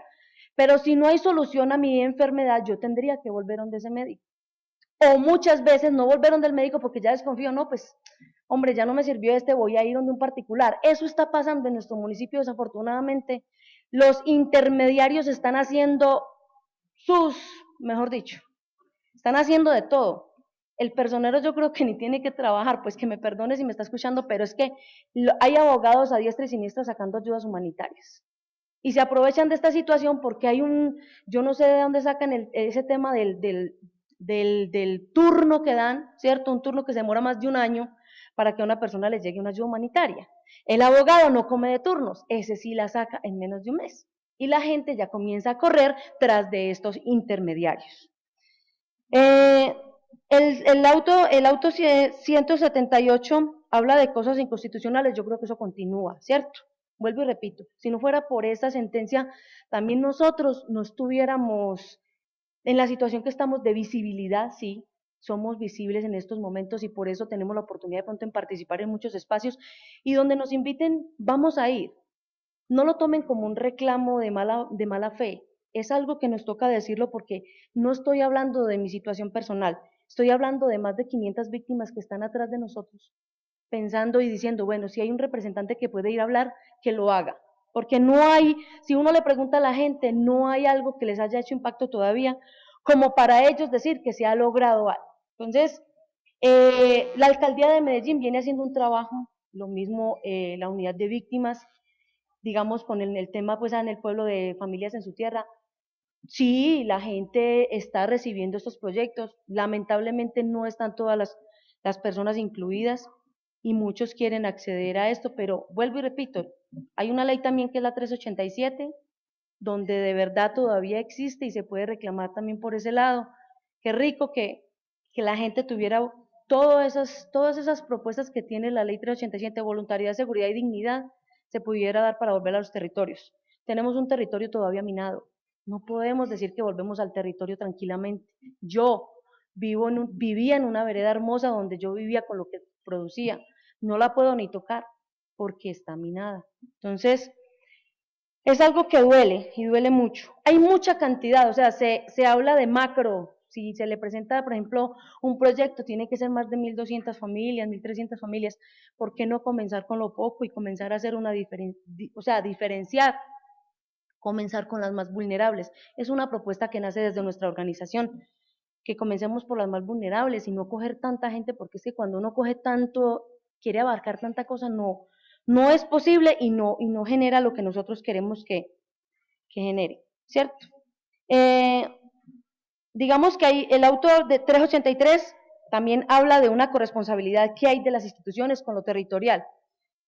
Yo diría que en lo territorial hay una gran alianza institucional con nuestras organizaciones, lo que no hay es con qué trabajar. No tenemos los recursos para trabajar, ni la alcaldía está más pobre que las mismas víctimas. Entonces, no podemos hablar pues de que podemos hacer algo con eso, ¿cierto? El territorio habitado, no, o sea, yo vuelvo y vuelvo al tema. Nosotros estamos acá para cumplir una función fundamental, valorar la sentencia T025 y sus autos correspondientes, pero también para decirles que bueno que el gobierno, que las entidades que nos están representando en tantos espacios, se pongan la mano en el corazón y comiencen a hacer un trabajo juicioso y respetuoso por las víctimas. Es simplemente, vuelvo y le repito, qué rico poder hacer una depuración de quienes tienen más vulnerabilidad, así no entremos nosotros de primeras, no importa. Lo importante es que verdaderamente llegue la ayuda donde tiene que llegar, lo que tiene que hacerse, y que no comencemos cada momentico entregándoles una cosa y entregándoles otras que no les va a servir para mucho y van a seguir reclamando. Pues yo sé que no es fácil, estamos en un país donde los recursos no son tan amplios, ricos sí, pero lamentablemente las riquezas se las están llevando los que no se las tienen que llevar. Digamos que las víctimas seguimos esperando qué pasa. No pudimos vivir en nuestros territorios no porque no hayamos querido, sino que no nos permitieron estar ahí. Lamentamos profundamente eso. Yo amo mi tierra y no hubiera deseado para nada salir de ahí. Quisiera seguir ahí y sigo en mi tierra, en otro lado, pero sigo. Desearía volver a mi vereda y que me dijeran, Gloria, puede entrar a la Florida, está desminada. Y puede trabajar proyectos creados por la misma gente. Porque nosotros sabemos perfectamente que proyectos que se construyen detrás de un escritorio, no nos identificamos con eso, porque nosotros sabemos perfectamente que cada territorio es diferente, que no se siembra lo uno, lo otro en las mismas partes. Entonces, qué rico que nos preguntaran y nos permitieran a nosotros construir nuestro propio desarrollo. Podemos ser campesinos, no podemos tener mucho estudio, pero sí sabemos y conocemos el territorio a la perfección y sabemos qué podemos trabajar, qué podemos cultivar y con qué podemos salir adelante. Queremos educación, queremos salud, queremos vida digna, no estamos pidiendo nada del otro mundo, es un derecho de la Constitución y creemos perfectamente que eso se puede dar si las cosas, y nosotros estamos dispuestos a apoyar en lo que sea necesario para poder hacer ese proyecto de vida que nos tenemos programado. Muchas gracias. Antes de la intervención de nuestro invitado especial, concluyen las intervenciones de las víctimas con el señor Amado López. Viene de Nariño, departamento de Antioquia, y va a tratar el tema de procesos de reubicación.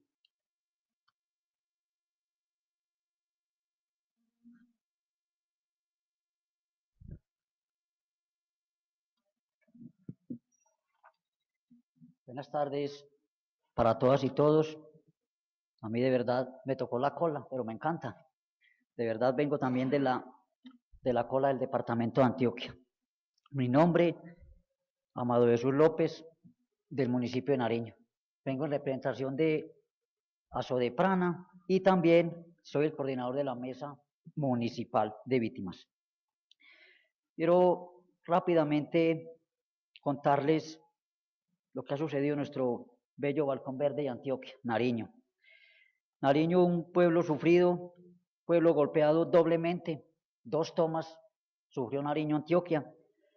Sufrimos un desplazamiento masivo en el año 2006, 2 de agosto del 2006, fuimos 7 veredas masivamente desplazadas.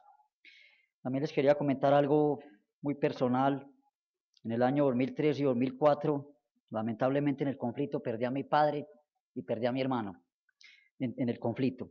Toda la gente y toda la familia se fue, yo le quise hacer resistencia, hoy le doy gracias a Dios, a la Corte Suprema de Justicia, a la ACNUR, por permitirme este espacio.